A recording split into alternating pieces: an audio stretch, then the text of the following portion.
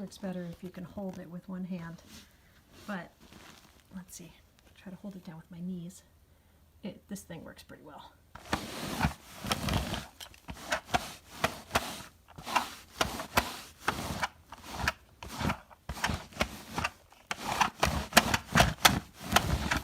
Okay, so I think you can see this part really cleaned right up, and it would do even better if I weren't trying to hold my phone at the same time and I were just holding this flat.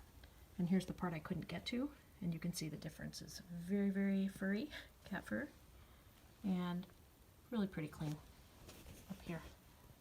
And then here you just, sorry, open this up. Oh boy, look at that.